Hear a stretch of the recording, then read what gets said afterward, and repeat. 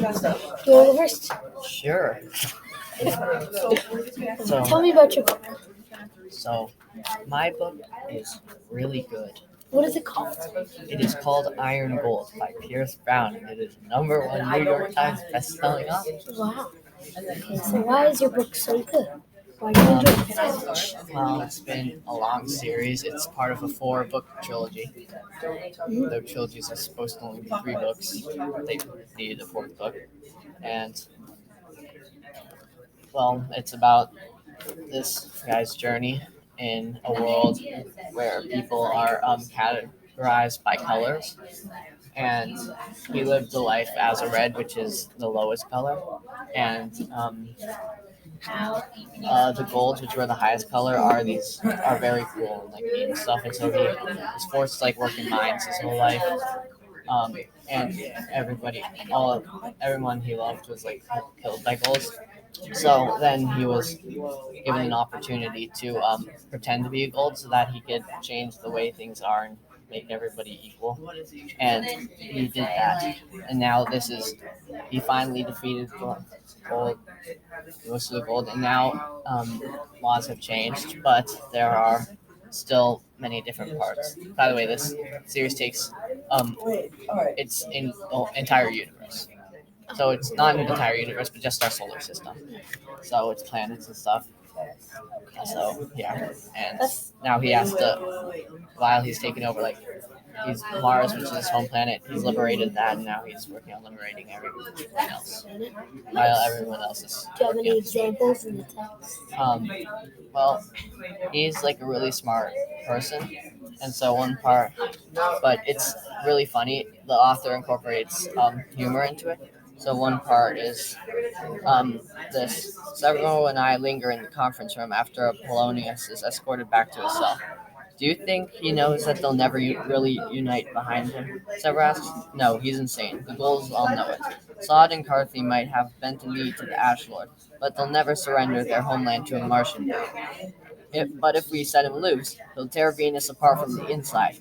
We will descend on a fractured Venus. The Ash Lord wanted to give us a civil war?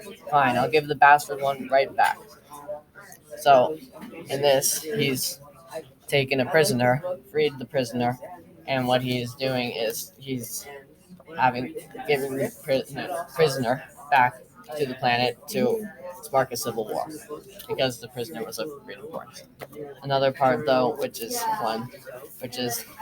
this part, which is they find out someone is on their ship, and they go, a gory damn grandma in the comm center would be as dangerous as a stain, Francis. If they transmit our comms, the whole gory system will know where we are. Society and Republic. We're slag. They'll find us, obliterate us, and our molecules will drift through space for 10 million years.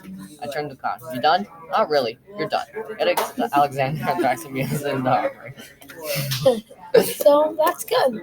Should I go now? Sure. So my book is Dope Sick by Walter D. Myers. And I said it's good. It's pretty good. It's a little bit confusing because, here, I'll tell you what it's about. So this guy was doing a drug deal.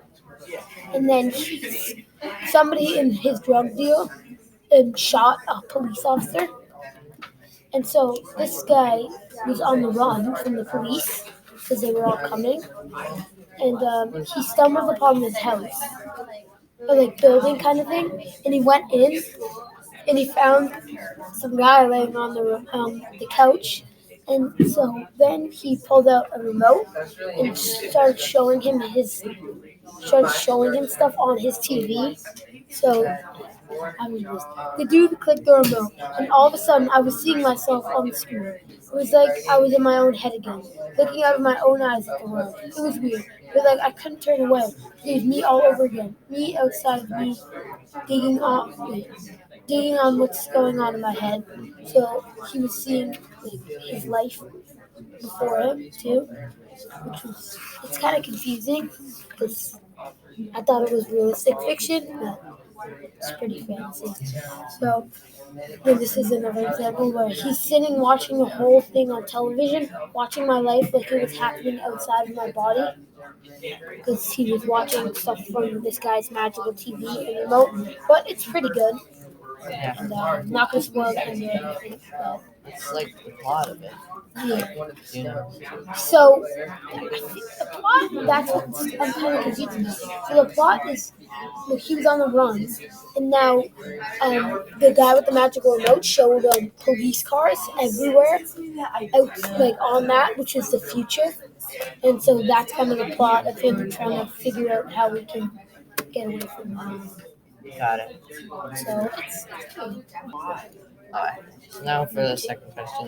The way I find books is that I mostly go online, get my books from Amazon, and like when I'll look at a book, and if you go down, there's a section that says like if you like this book, you'll like other books, and I can usually find like three or two, or sometimes just one, but usually more than just one books that look really good. Uh, I normally find books from either the author that if I like an author, I can find another book by them, or my friends recommending books to me. And number three. So for question three, is a book I read is one book I read was about it's like a game dungeon, like in a video game, how there are like dungeons and they spawn like these like mobs, and then you have to kill them and get stuff. And this one's like from the perspective if the dungeon was actually like a living person, which is very interesting. And after reading this book, it was really easy to see different perspectives because this perspective is from someone who like kills people to survive. Um, the person like gets energy from killing people, and so by dropping loot attracts more people to come. So when people come in, they know that there's a risk of them dying, but take the risk so that they can become rich from the loot that they'll get. So it's really interesting and kind of opens up a new perspective, and it's made it easier for me to in the future see very different perspectives from other people's perspectives. Okay, so one thing in my reading history that was very important to me was Wonder, the book, because before that I didn't really enjoy reading a lot. I really thought it was just for school. But until I read Wonder, which is one of the books like I've really enjoyed, it kind of made me see reading as a whole different thing. Because I guess I was just reading like not books that like engaged me. I guess when before that, but once I found that, I knew I could find certain books that I would enjoy, and that helped me with reading. Yeah. So number four, what's the next book you'd like to read? The next book I'd like to read is called um, I forget the name of it, but it's about the world underwent like a huge mutation, and um, people are like hiding, and then these kids who were mutated go out to search for people and stuff. So the next book I'd like to read is a book called Fangirl.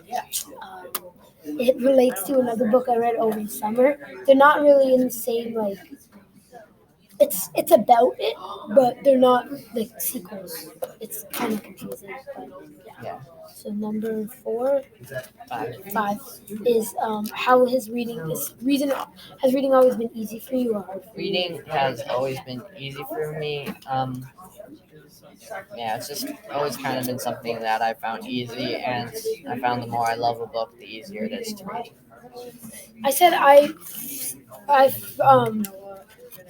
felt that it was hard when I first started because I was slow and I didn't enjoy books because I thought, oh, this book is just a homework assignment. But it's gotten easier because the more I read, the easier it gets. The better the book, like you said, the easier it is to read. Yeah. So number six is how do you find? Oh, never mind. Number six is how. Why do you read? Um, I just read because I really enjoy books. I've never really thought of reading as work.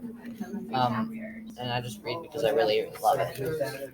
I read because it helps me pass time when I'm not doing anything. I'm not going to use my phone and I don't want to use electronics. Reading really helps me pass the time. Yeah. Number seven. Um,